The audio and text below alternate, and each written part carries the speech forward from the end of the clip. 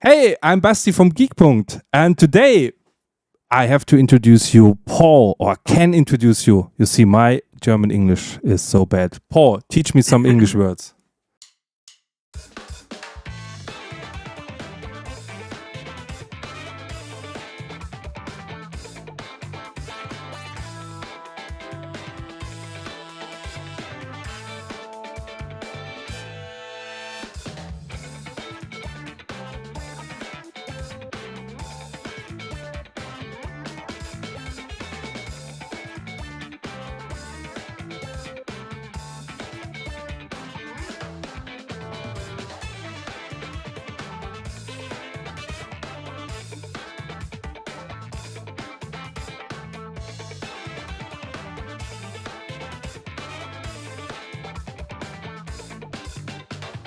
I'd love to. So far, your English is excellent. My German is much worse than your English. Yeah, have you learned some English vocabulary, German vocabulary for today? Sauerkraut, Lederhosen, and stuff like this? There's a sign on the door of our German teacher's classroom that says "Bitte klopfen." So that's yes. Please knock. Yeah, bitte klopfen, please knock. Yes. Yeah. So it's the first time that I have a guest from overseas here. So you're from St. Louis, live from school, actually. So you're a math teacher. Quite right. Yeah, I just finished teaching a lot of geometry today, and now I get to speak to you fabulous people. And what I really like is your shelf behind you. So this is your actual classroom, and your students have to play all your games or can play all your games. We don't play a lot in class necessarily, but in my geometry class, we play Zendo for inductive reasoning, and then we play Search for Planet X for some deductive reasoning. Yes. But I also run a board game club and cool. Do some game design stuff with students every now and again too. Okay, so klopf klopf in the chat, so everybody is excited to have you here, as I am. So please ignore my stupid German accent. I will do my best, but this is the good thing about board games. So at the end, you can play it with everybody. So I think we could right away play one of your games without any problems, having a great time. Yeah. So we are here to talk about 𝗍𝗲𝗶, but not only 𝗍𝗍𝗶, but also you. So maybe we start where everything starts. So I have not so much information about you. So you can introduce yourself as well. The only things, of course, I know is that you are a board game designer, but a math teacher from St. Louis. And I know a few of your games, but maybe introduce yourself to everybody. I think nobody knows you in Germany quite well. Sure. Excellent. Yeah. I'm a pretty new board game designer. 𝗍𝗍𝗶 was my first really, decent game design. But in the 5 years of developing it, I met John 𝗏𝗏𝗏 at Genius Games, and we co-designed and published Periodic and Genotype, which is also behind me there. I'm like you said, a math teacher. I trained in mathematics and love working with kids. I'm a dad. I've got 2 kids that are 9 and one just turned 5. And I run a makerspace next door, which gives me a lot of chance to, 3D print new pieces and play test things and prototype and have a lot of fun. But I've been playing games kind of throughout my life, but playing modern board games for probably 8, 9, 10 years. Really fell in love with Ticket to Ride and Diplomacy. Those were kind of my first 2. I don't even know if you could call Diplomacy a modern board game, but I love those types of things. And I just love the clever ideas and mechanics that are in Euro games. And, my favorite game to play is actually Star Realms. I play a ton of Star Realms on my phone and love that community. One of my favorite games to design are kind of mid-weight Euro games, and that's what I like to play a lot. Something that you can learn and play in an hour, and gives you a lot of interesting choices, and then maybe try it again. Yeah, and now you're making a lot of buzz with 𝗍𝗍𝗶. Actually, this game was released last year, I think, in America already, and now it's kind of taking over in Germany and Netherlands and so on. That's fabulous. Yeah, it came out last year in the US and for Kickstarter backers. So I think there was an English edition that probably some German players had. But now to have Skellig put out the German edition, I'm seeing so many posts on Instagram and everything, and using the translation from German to hear what everybody's saying. And it's been really, really cool to see more players get a chance to, play with the sticky honey and the beeples and everything. Yes. Yeah, I hyped your game already, so this is why Skellig asked me if I would like to make an interview with you, because if you want, I can tell you the true story. It's a long story, but it's very funny. So last year, I heard the first things about 𝗏𝗲𝗶, and some people said to me, "Oh, you don't have to take a look into 𝗏𝗏𝗶. This is a casual game, nothing for you, family weight, blah blah blah. It's a B game. What would you expect from it?" And I said, "Okay, 𝗏𝗏𝗶, not the right game for my channel. Perfect." Then Skellig Games asked me if I would like to test it. I said, "Oh, please don't send me 𝗏𝗏𝗶. I don't want to test this game because it's the wrong game. I don't want to write anything or tell anybody about it because it would be a shame if I would have to say something good about a game that I don't like." Yeah. And then I saw the first people in German starting presenting 𝗏𝗏𝗶. I said, "Hey, this looks cool, this game. Why? Where's the opinion coming from that this is not the right game for me?" So I asked Skellig Games, "Okay, can I have one copy? I would love to do it." And they said, "No, we don't have any copies left. You have to wait until the German print is out." And then they said, "Hey, but you can have my English version." So an employee sent me his English version that I can test it, and I tested it, and I said, "Hey, this is a great game.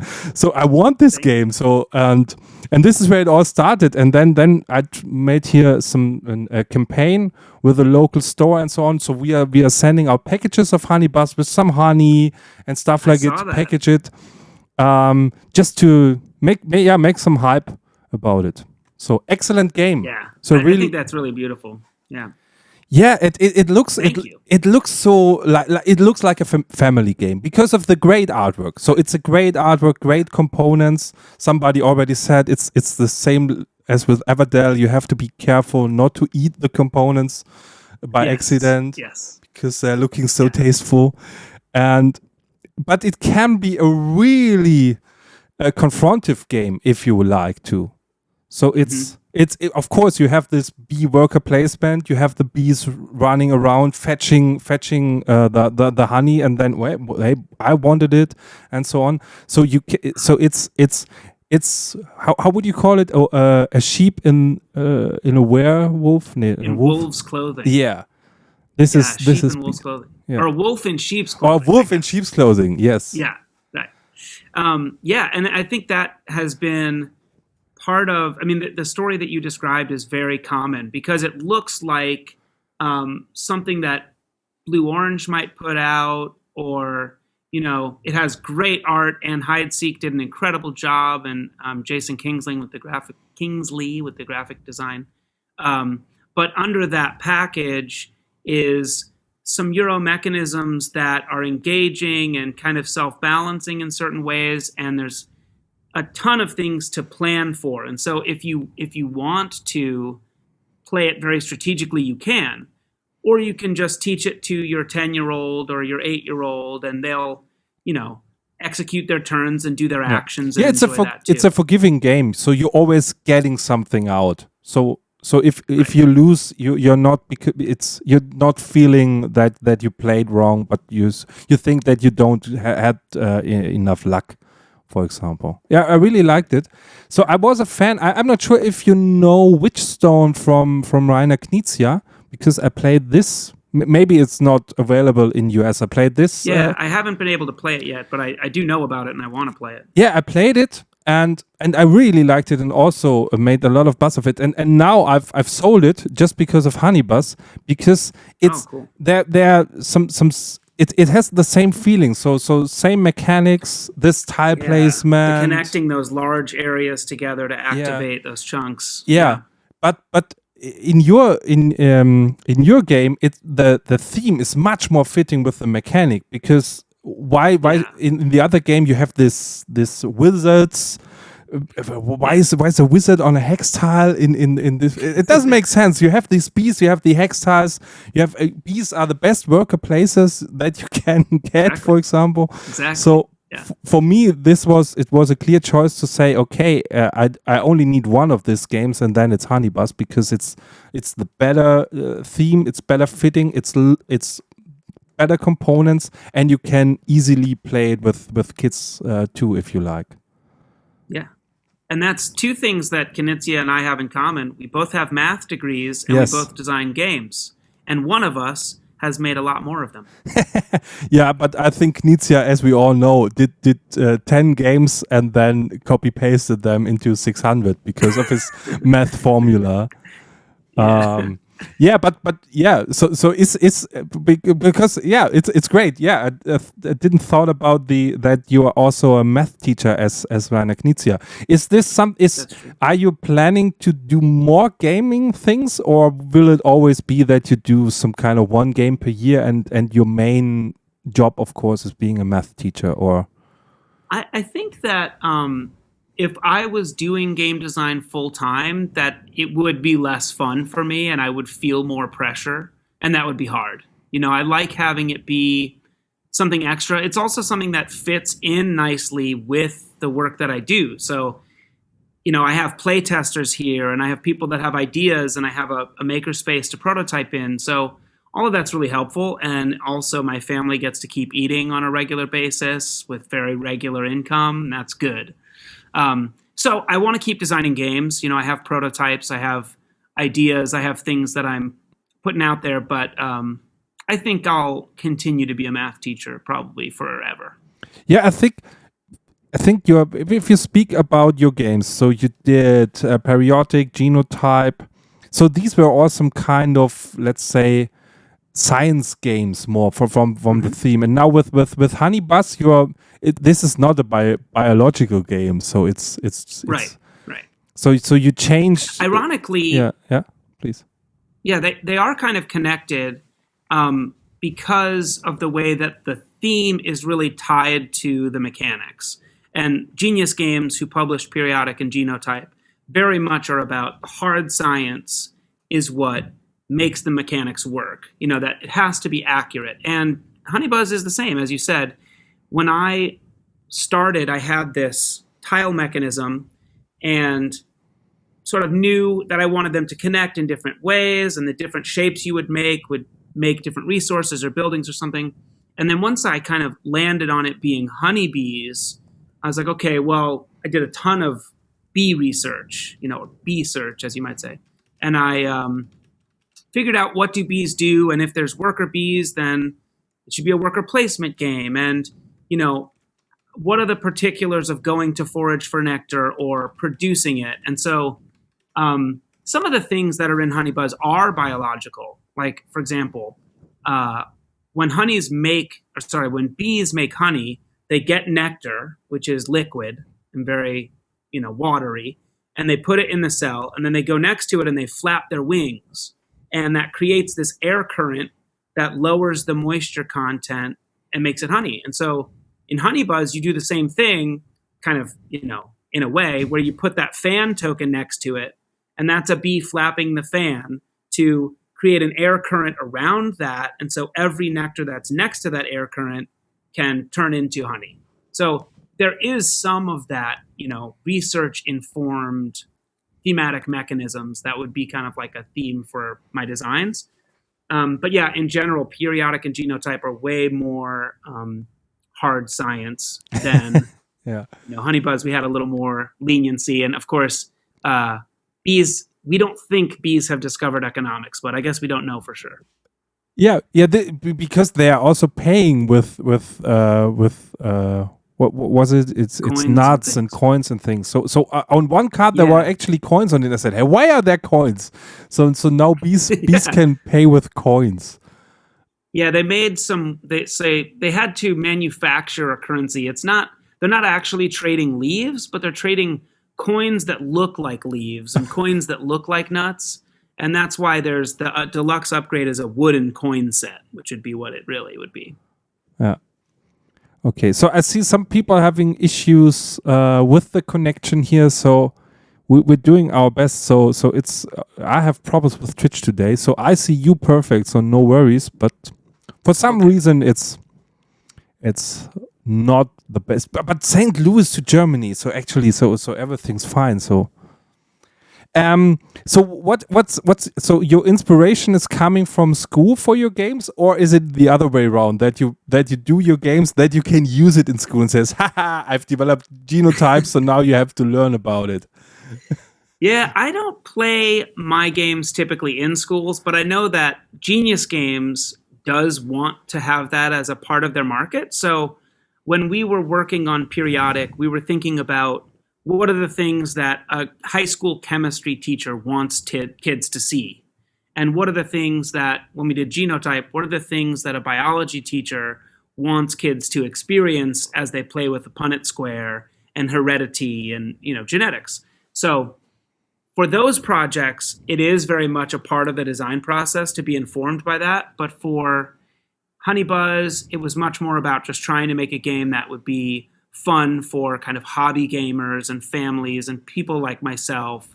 And with my future projects, for the most part, it's similar to that, where I want to make a game with thematic mechanisms that is really beautiful and has a fun theme. And yeah, my goal ultimately isn't to put it in classrooms, but I get lucky if that happens sometimes. Yeah, and I think 𝗍𝗲𝗶 is really a great game because it's not inventing these mechanisms, but they are fitting so perfectly together. So it's working so well. It's so smooth. It's so easy to learn.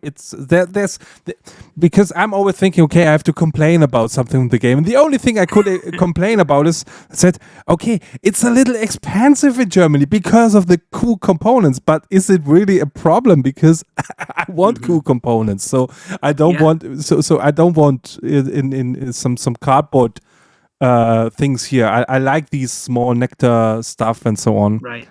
And what I also really like is the cool way that you connected these hex tiles, so how you can place them. The rule is so genius because I never saw it in any other games that you can place hex tiles this way, so that there are 4 ways to put them, but you would expect 6 ways to do it. So 2 ways are not working. And this is the whole mechanism of having 3 opportunities always to fire up your mechanisms and to have the right nectar in the hex fields and so on. So really clever thing. Thank you. And that is where I started with the game design, because as a mathematician and a mathematical artist, I've done a lot of tessellations and tile designs. And so having that expertise, I wanted to bring that to a game design. I love tile placement. Games are probably my favorite category of games. And so I wanted to come up with a new tile system. And that was kind of the idea. Originally, they were rhombuses that would fit together. And there is a 5th way to combine them, which is kind of all of them go in like an asterisk, all of them. But that we didn't put that in the game ultimately. And if people ever do it, I just tell them that they could call that whatever, any nectar they want. Okay. But there's still even. But you need. But then you need six tiles to do it. So it might take up 6 rounds actually. So this exactly. And you it's can do it as a joker. Yeah, it's not good to do. You should just put that 5th one in there to close it. That's probably smarter. Yeah. Interesting. So I have not tried this out. And what I also like is, so I think it's a great game that works great for 2, 3, and 4 people. It's really great working. You can play it solo, and I played it solo. I'm not the best solo player, so I can't argue about it. But the solo mode is okay. It's okay. I think it's more fun to play with other people. But it's like with all worker places. So you have then these cards and randomly things are changing on the board. But I think it makes more sense if it's not randomly, but it's happening on purpose, saying, so I'm taking this tile because you want it, and so on. Right. But you can play it solo. So it's also great. Yeah. And I wanted the solo mode to, there's kind of two styles of solo for a Euro game. Or especially worker placement. There's ones that are kind of just beat your own high score, or they maybe give you some challenges. And then there's kind of full automa type where they have, an AI that's telling you everything. And sometimes you have to do too much thinking for the AI. And I wanted something a little bit in between that. And so in the solo mode, it is a win-lose mode where you have to meet certain criteria to win, and you can choose a difficulty to where it's almost impossible, or you can kind of scale that in between. But then there's also a pretty simple AI deck that does some things that control the game a little bit, give you some stumbling blocks in your way, and also move the game forward. One of my favorite solo Euros is the Castles of Burgundy card game, where I don't know if you've ever played the card game version, No. but you just flip over some cards for the AI, and those are the card that it gets for the round. And then knowing that, you have to beat it. And then in the next round, you flip out more cards, just all of them right in a row. And so the whole AI turn takes, 20 seconds in the whole game, but it still shapes the game and pushes against you. I wanted to try to get there a little bit. Okay. Yeah. And what can you actually talk about future board games that you are thinking about? Is there something in the pipeline that you can talk about, or is it still? Well, or have you? Do you have to kill me afterwards? No, I don't think, because ideas are ideas until they're not, and right now I have mostly ideas. One thing, first of all, is we have the Fall Flavors expansion to 𝗠𝗲𝗶, which went to Kickstarter and is in pre-production now. That will, come out next year. That will add several modules that are fall themed: Harvest Festival, fall fruits, special orders, nectar caps, other things that are thematic to the universe. But in Germany, I don't know if that'll be further down the line or not. Other projects, I will talk about a couple of projects. These are unsigned things that I'm just dreaming up.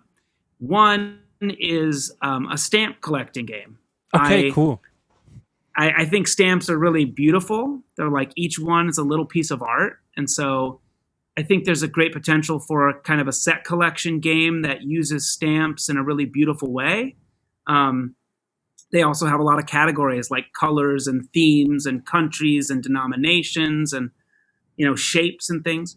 So the game that I'm dreaming up, which, may or may not ever end up in this 𝗠𝗲𝗶 universe, it would involve several different communities that have their own postal services issuing their own stamps.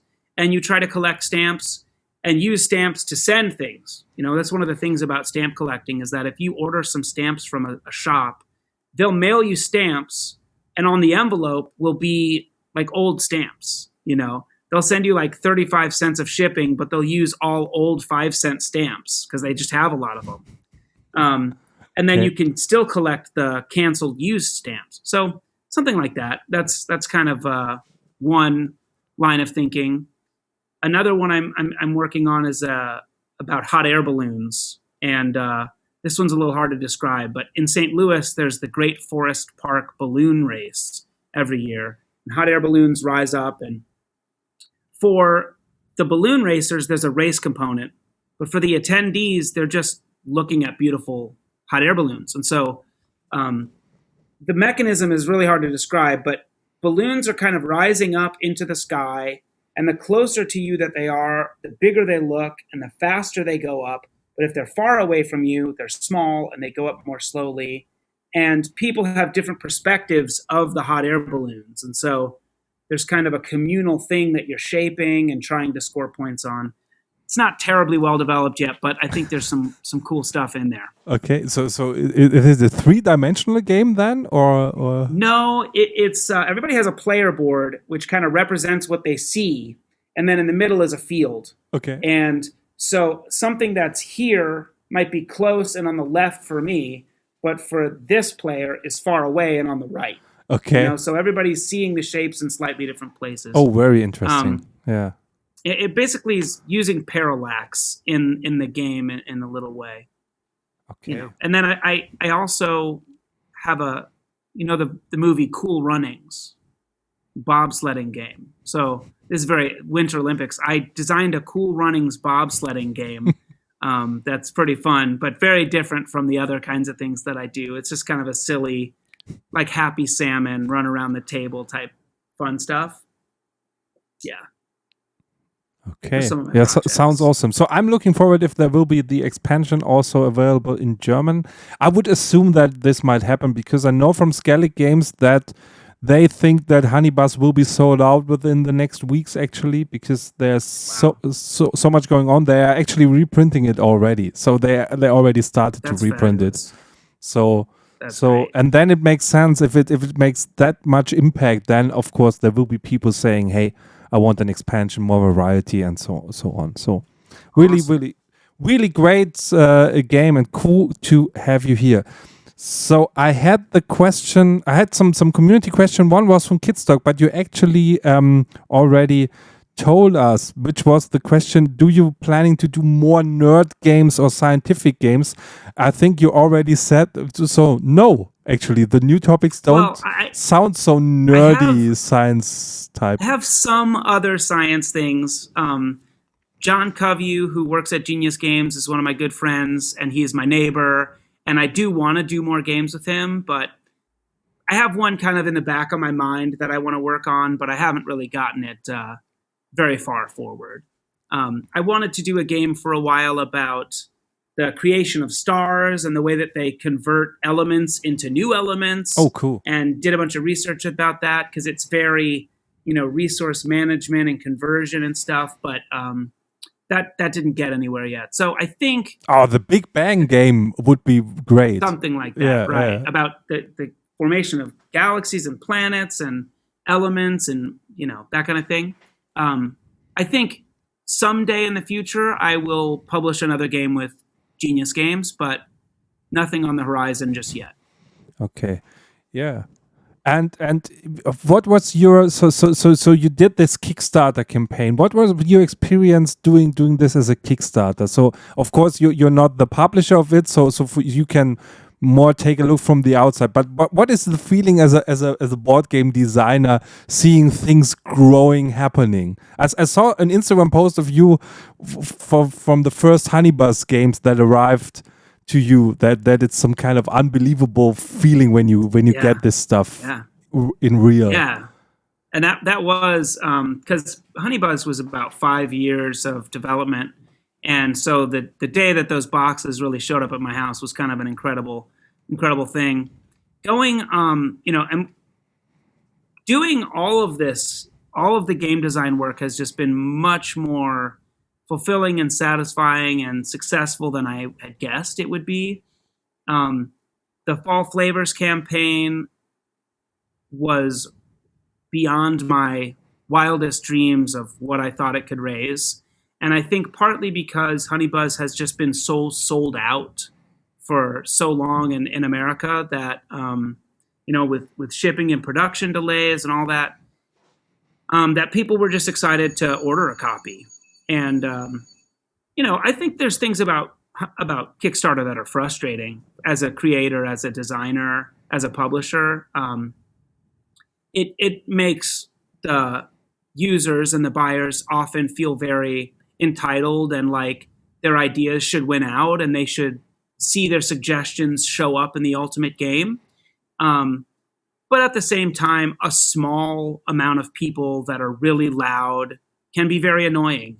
Most of the people that are supporters on Kickstarter are just fabulous. And when I meet those people eventually at conventions, at Origins, at Gen Con, they're just awesome. So it's been incredible. Every part of it, really, even developing, meeting up with everybody and working through all the games. It's just been incredible.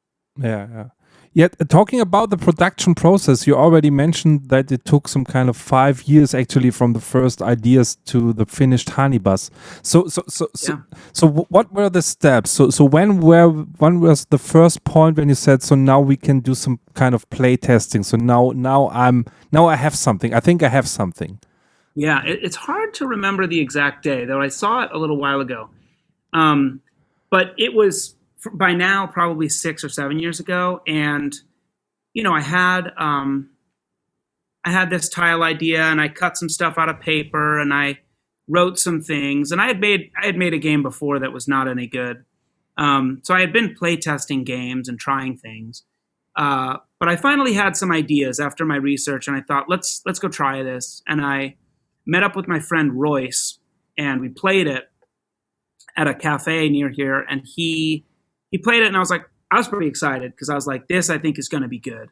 And I said, Royce, what did you think? And he said, if I had just bought that game and played it, I would probably throw it away. And I was like, whew, okay, thanks, Royce. But so that was kind of the start of it, and then I made changes and played it a lot. And then it's hard to say how far down the road from that. It might have been still a year away from that when I started pitching to the publishers, or a year and a half. And I can't remember what happened first, whether I pitched it to John Koview at Genius Games, or if I took it to the Stonemaier Design Day. But both of those are really important. I took it to the Stonemaier Design Day in St. Louis, where Jamie Stegmaier and his company have, publishers and designers and playtesters have a day of playtesting and kind of rating games. And I think Honey Buzz did really well there.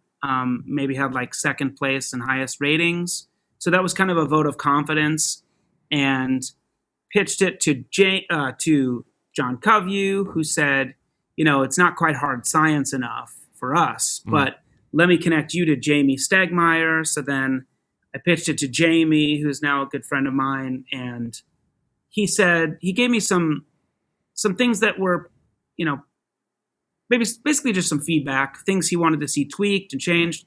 And then another 6 months later, I had some changes to show him, and then they passed on it. And somewhere after that, I pitched. Gray Fox had it for a while. Other publishers had looked at it. I had taken it to the local convention here in St. Louis, which is Geek Way to the West, which is a great kind of just a gameplay convention. Not much of a vendor event, but just go play games for a handful of days. And eventually, Elf Creek started saying, let us pitch you this thing. Would you be interested in working with us? And at that time, they didn't have any.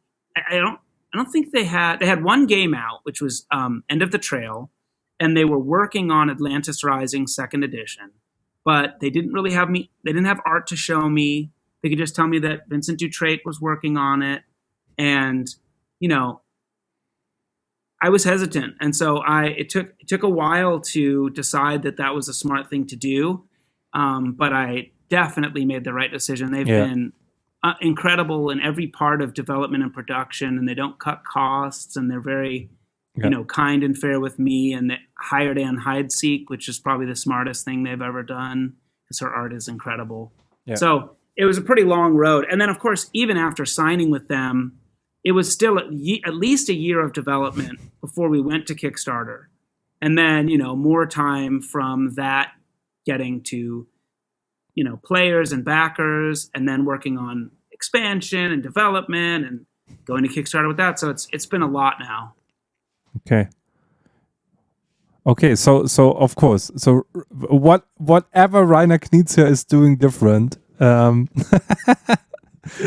think he has 15 twin brothers developing games for him. He might be. He's found a way through mathematics to clone himself. Yeah, and that's why. Yeah.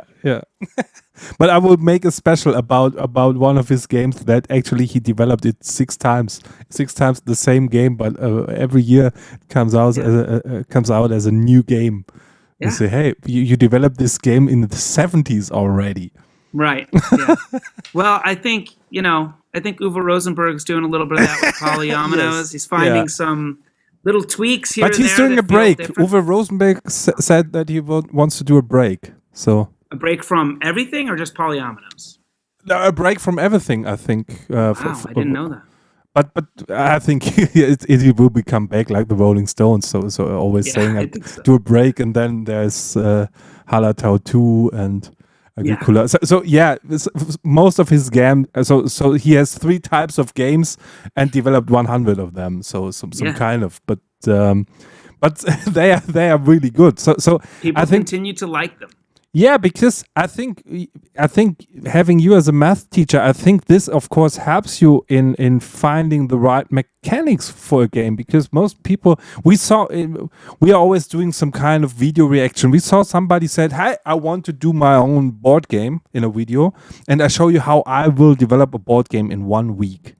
And the first thing that he made was he started with the artwork. I said, huh? Okay. And the first thing that he drew was some hex tiles, saying, okay, let's see what you want to invent new and so on. And it was really an awful game that he at the end, you can play it on Tabletopia if you like. So we played this actually. It's a dumb game. Only luck. It's like Monopoly with hex tiles. So, but who cares? So it's like, no, I don't think that the artwork is the first thing to think about, because it has to work actually, the game. So you need the mechanic kind of. The mechanic is the engine about a game. If you don't have any, it won't work without it. I think that for me, there's something about what you described that I admire. And I've definitely said, if you can't design a good game, if you're not sure if you can design a good game, just do a bad one instead. And you just don't have to publish it, just make it. And you'll learn from that, But that's something that's still hard for me to do. I think it takes me a long time to feel like this idea is good enough or it's close enough to really get down on paper. And I'm not priding myself on that. I think it's probably makes it harder for me to design games. But you're right that I do want the ideas to like click into a special place where, oh, those are going to fit together nice. There's something about that that's not just, I don't want to just make the next worker placement game. Wow. I don't want to go, okay, it's worker placement, which people like, but this time there's this happening, or I don't want to just go, it's polyominoes, but this time small twist. I wanted to try to make something that was new, that I felt like really had something that could be a little more special in a way. And that's something that's hard for me, but ultimately, like, sometimes you get some success through there. Yeah. So as I said with 𝗏𝗏𝗶, the mechanics itself are not new, but the way it's and I think I always there was a time where there were so many games about bees and honey, and they were all not really good games actually. so there was 1 year, I think, at Spiel in Essen, where there were 5 new games about bees, and all of them were really awful. So and this is maybe, I think you made the first real good game with bees actually. Thank you.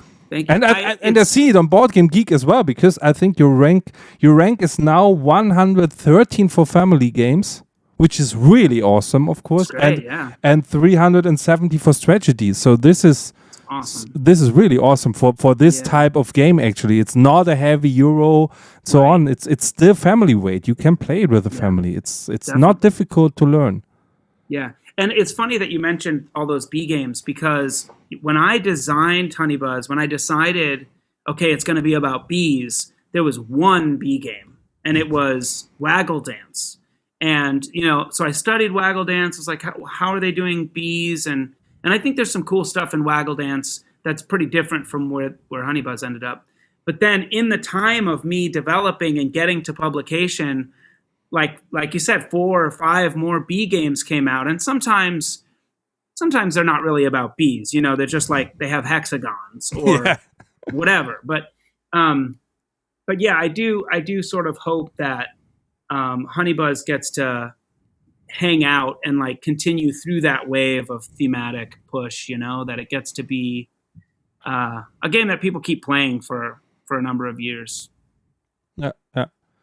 And of course in Germany with Skellig Games, you already also have the right partner, because they did Isle of Skye and so on. So they are in this type of games. They can do the heavy Euros, and they have this this easy family weight, but top-notch quality games with great artwork, great tiles, and so on. So this is, I think they also made a great job in bringing it to Europe.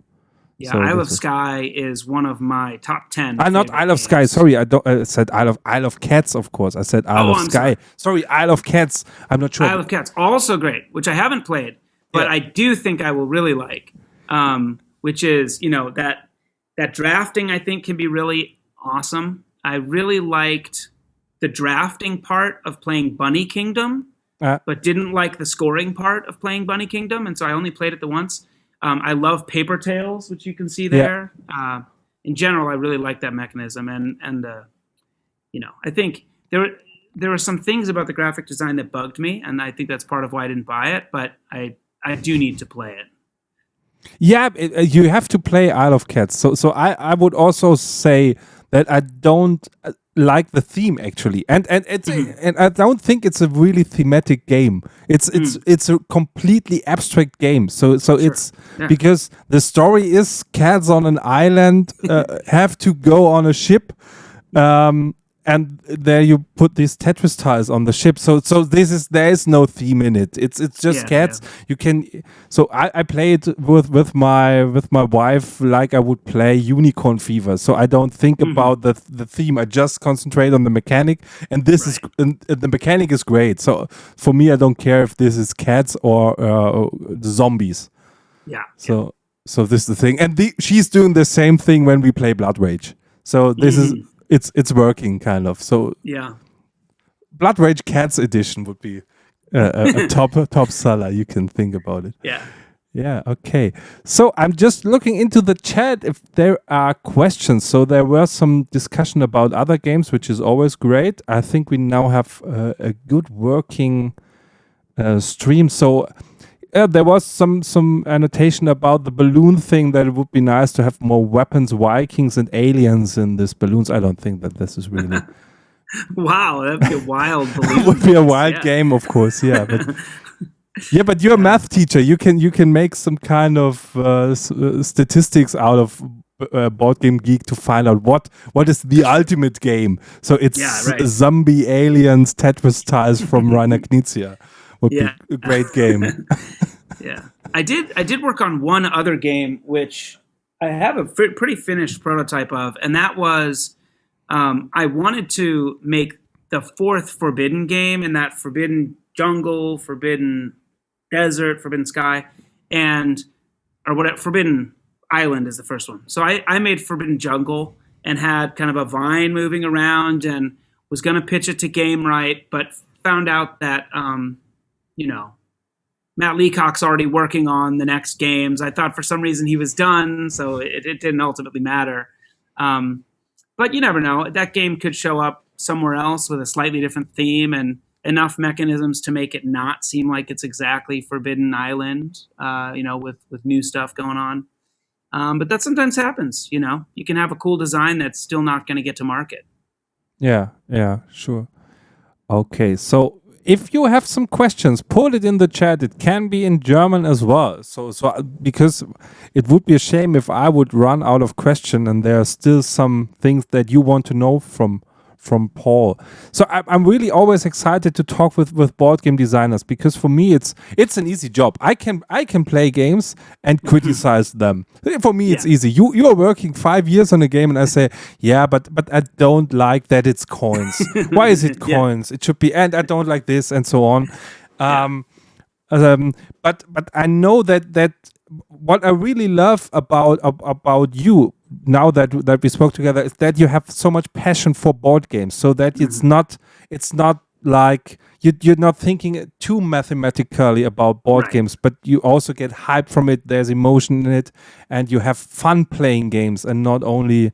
I think sometimes with some board game designers, it's like.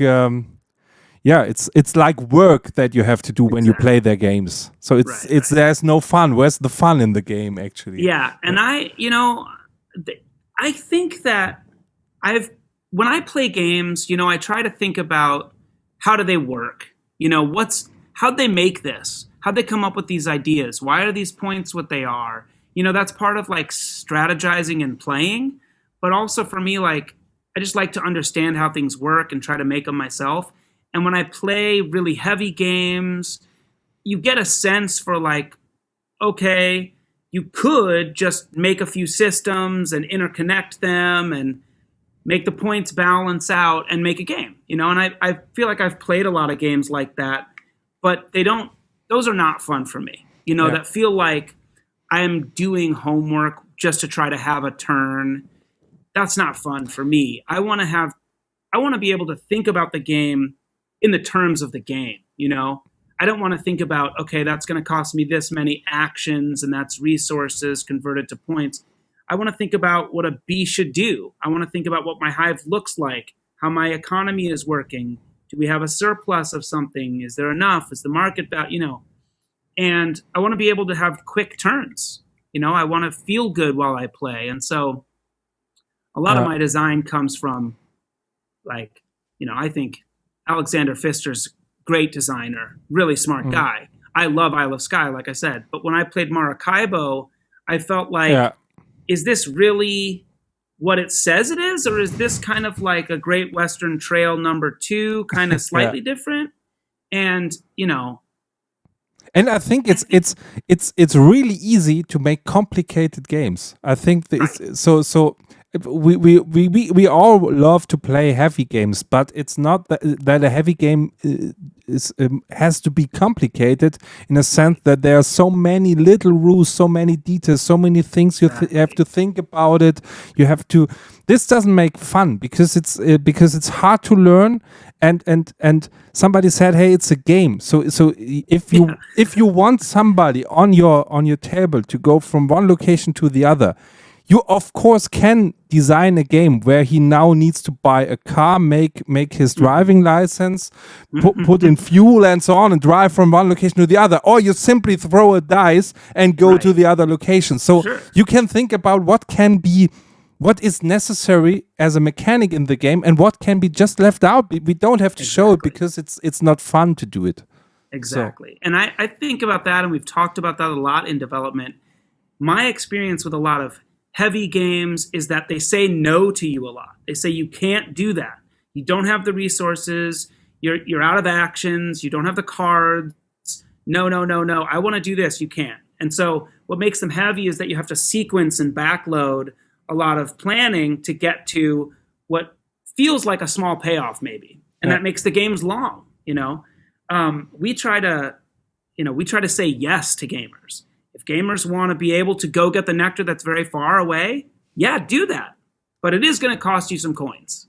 And that's points, you know. Or if you want to buy that tile, but a worker's already there, that worker didn't block you, you can still go there. It just costs you a little extra. And so you can always pretty much do the things you want, but at what cost, you know. And that makes things faster and more simpler. And the turns are always the same. Just place a worker and you know, buy a tile and activate your things, or get your workers back. And I really like games that find ways to be that is streamlined, elegant, streamlined, right? Yes. And boiled down to something that is really nice. And my favorite designer is Phil Walker Harding, who I feel like is the king of that. And I think some of his designs are not always as, you know, great or full as the other ones. Some are a little bit smaller. But, you know, he's got so many games that make me feel good every single time I play him. And that's kind of, I want to be able to do a lot more of that when I make games.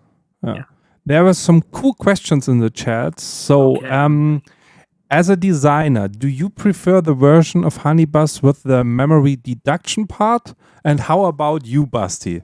So you can start, and then I give you my opinion about the memory part. So for those that might not know, there is an advanced variant where all the nectar tiles are face down and you try to find things. And if you don't get the right one, you put it down and you have to remember. And for most of the game's life, that was how you played 𝗏𝗏𝗶. And we did a ton of development to try to make that better and make that work because it felt thematic and there were deductions and things in there that we liked. And I think what we ultimately developed is an awesome way to play the game. And I do love playing it that way. But most of the time that I play 𝗠𝗲𝗶, it's with new players. And so I don't typically play that way. And I have come to love the standard way of playing for its simplicity and for, for the way that I think it is more forgiving when you're not playing with the memory side. There's some other parts of the game that don't work as well, like the races to get nectar don't work as well when they're face up. But at this point, especially with some of the changes that are coming in the Fall Flavors expansion, there's a change to the face-up nectar field that I think is really fun. I probably prefer that way. I think you made a great choice in changing it and having both versions in the game, because this is, as you now said, this is a better way to get introduced to the game, because this is some kind of a thing that's making the game more complicated. But you think, why do the bees not know which nectar are they picking up? How stupid is this? So this would be the point where said, okay, this is not elegant now. Now it's getting difficult for a reason that I don't understand. But the cool thing is now that you have the opportunity to choose, and I think I like it more without the memory version. But it's my personal taste, because I don't like memory so much as a mechanic, and I think this is also, I saw it and said, boy, this is a great idea that you don't have to play it this way, because I would say that this would make the game so difficult for starters that it might be not so successful now, because people would say, oh, I don't want to play it again, it was a little too whatever. Right. Yeah, and I think that, going out to get nectar and maybe not finding an acacia tree does make sense. But at the same time, it is, but at the same time, it is a way that the game randomly, in a way, tells you no. And so that's frustrating. I think because you don't fetch up so many tiles so that you have so many opportunities to put in the nectar. So you're thinking about, okay, I want to do this type of nectar here, and if you're not finding it, it's taking much too long. It's getting more luck driven and so on. Yeah. And I think it's easier to see where everybody's flying and saying, haha, I take it before you take it, some kind of. Mm-hmm. But as I said, it's a personal taste, and I think it's great that you can choose from it, and maybe from time to time it makes sense to just switch here and have some kind of an add-on. I have a friend, Miles, who he says that the advanced mode is the only mode. So he only ever plays that way. He introduced it to his parents, who are probably in their 60s or 70s. He showed them the memory mode. And I think that there are some things that make it work. The fact that when you forage, you might not get the nectar that you want, but you will at least get a pollen. And especially at the start of the game, those are worth like 7 points, and you can sell a big batch at once. It does keep you in the game a little bit, but it is more random. But the flip side of it, the part that makes it really interesting to me, makes it feel more like deduction than just memory, is the way that when you look and you don't find something, I can look at your hive and see what you thought it would be and know that it's not that. And I've seen this other tile. And so since there's only 3 left in there, I can deduce where the one I need is. Yeah. And that part of it, at least for me and Elf Creek, as we were designing it, that felt really unique and fun. And so to have it, once you know how to do the worker placement and trigger actions, having that like extra layer for advanced players, I think is still really cool. Yeah. It might be the case. I have not thought about it. Might be the case if you're playing it with advanced people who played this game already and so on, and now you can do this deduction part. Might make fun. Yeah. And again, if the memory is the problem, because of course you have to actually remember things, you can just write stuff down. And we have, this was Rado's complaint. He wanted a deduction pad, and we have an official one that's available on Board Game Geek, and you can print things off and write stuff down so that you can still do all that deduction without having to actually memorized thing. Okay. Yeah, exactly. Okay, cool. Then there was the question, do you use some form of gamification in your math classes? Of course you say yes, but tell us more about your gamification. A little bit, and I think I talked a little bit about this before. In terms of like the actual math content, I don't do a lot of gamification. In the past, I sort of did. Years ago, maybe a decade ago, I was inspired by like the Scott Pilgrim versus the World movie and how, it felt like they were accessing this common language of the way that video games make sense and you level up and do stuff like that.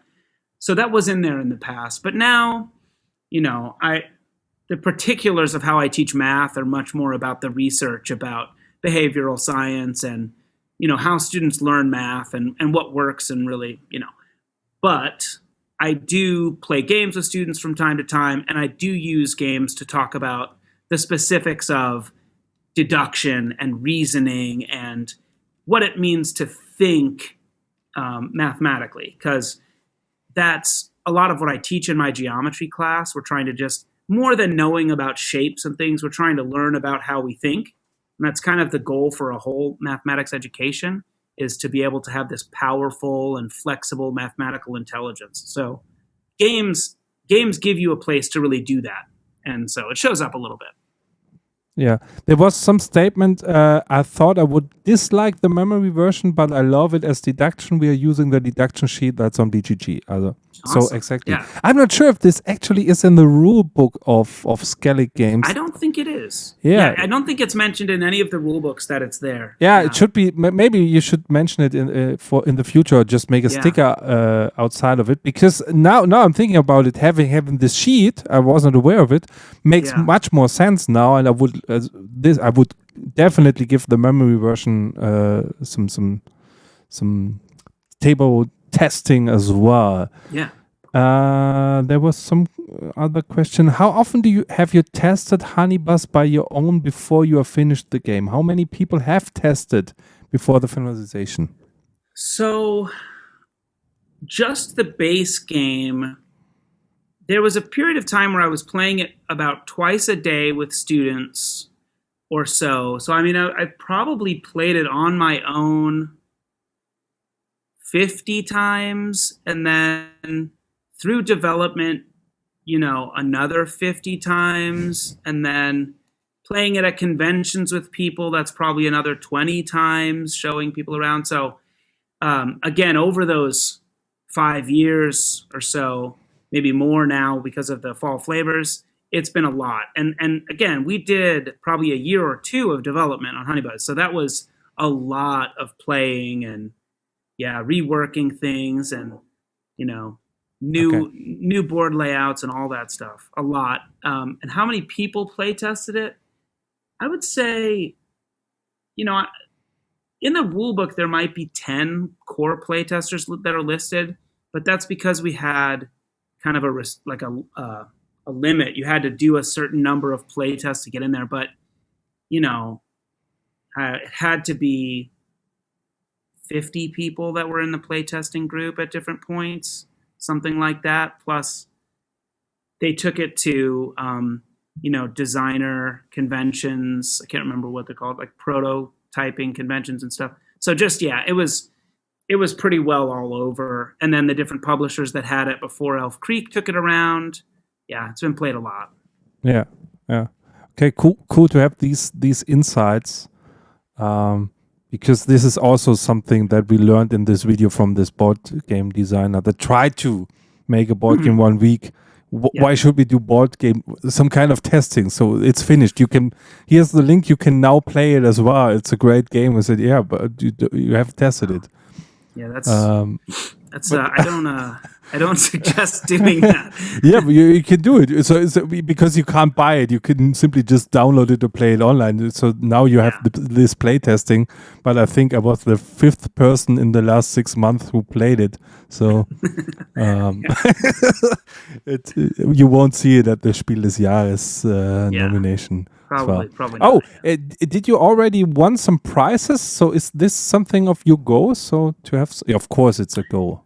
I mean, I would love to have some prizes. I don't think anything really has happened. We were nominated for a Golden Geek Award for a couple things. But I don't think we were in the running for the very end of it or whatever.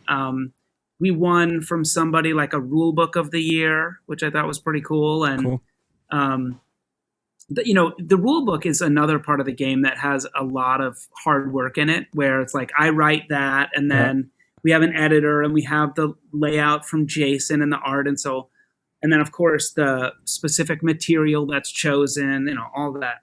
To have that show up, I thought felt really cool. And I figure because it hasn't come out in Germany, it hasn't been considered for something like Spiel des Jahres, but.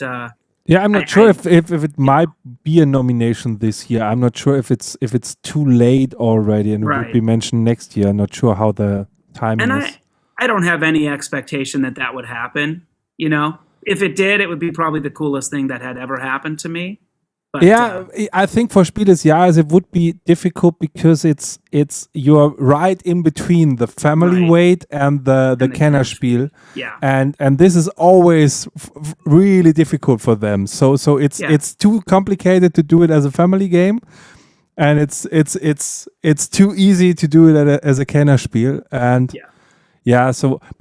but who cares? So I think the artwork might win something because I think it is really great, and I can always say to everybody, because I made the hype already, if you like Witchstone and this type of games, if you like B games, I presented it so much on my channel. You can see all my videos. Maybe I do a live stream playing it, the solo modus, because I don't think that the solo modus is so great to watch, but it's really a really great game. I was really hooked from it because of the story, that I thought this is not the right game for me. I don't like it, or a honey game. I don't want it. As somebody just said also in the chat with the cat games, too many cat games out there. But if the game is great, who cares if it's cat, patchwork, whatever the theme is? So.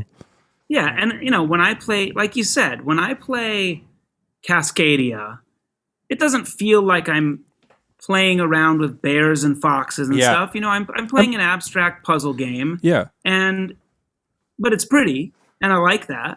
I like to see pictures of foxes and stuff, and hawks. Yeah, I was in a talk on how was this platform called where everybody was.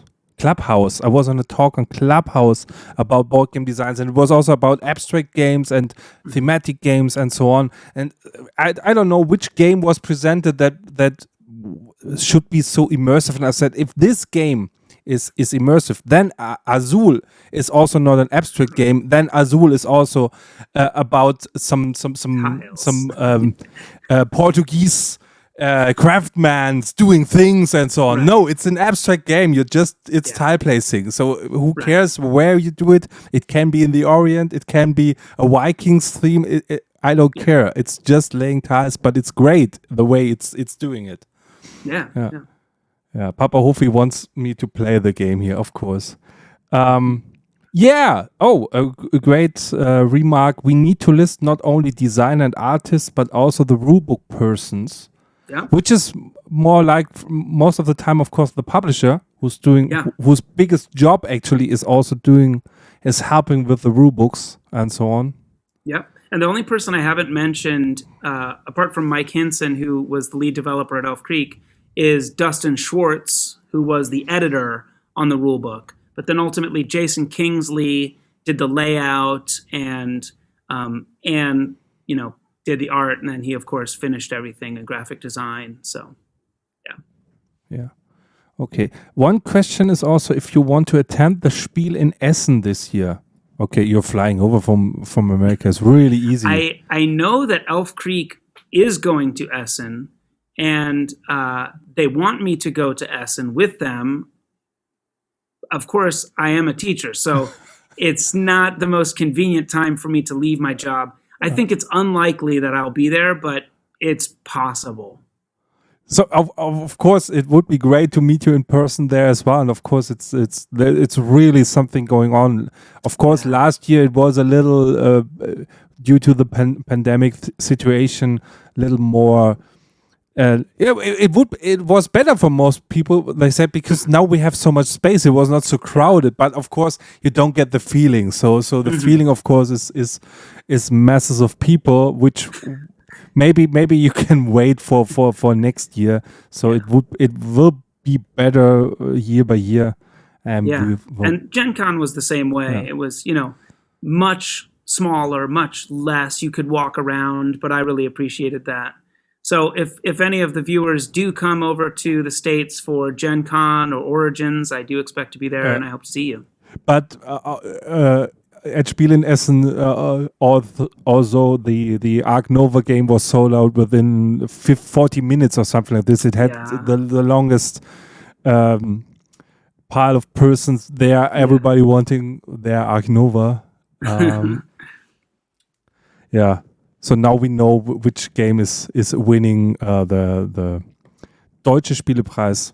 I can you can count on me that it will be Ark Nova. Yeah, it's so hyped here. But again, I look at, do we need actually the theme, or can we do something else with the theme? Yeah, it can be any theme. So it's but I like the design of 𝗏𝗏𝗶 more, so we don't have to talk about other games.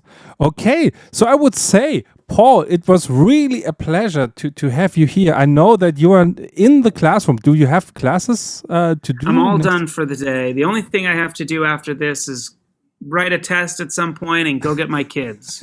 Okay, it was really, really great to have you here. It made a lot of fun, and I really appreciate that you made this test with us here on my channel, where we actually don't do English content. For me, it's kind of hard to do my same jokes as I would do it in German.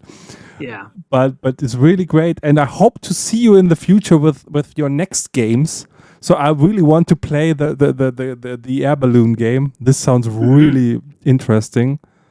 I hope to bring it to market, and maybe I'll be back on when Fall Flavors comes out. Yeah, and then you present me your stamp collection, of course. Yeah, stamp collecting game, yeah. I hope to. Make a class trip with your students to Essen. Yeah, of course, the government has to pay for it. Quick one, yep. Easy. Paul, so then thank you to everybody who's watching this video on YouTube. Sorry if there were some lags in the stream. Of course, this is live. We are not doing any pre-production, so this is your chance, of course, doing live questions. If you have any comments, just put it, or the annotation, put it in the comments below. If you want to be live in person here, talking with somebody, at least chatting with somebody. On Monday, it's always my board game day with guests and games. Guests and Games would also be a great title for a show. Guests and Games with Bastian.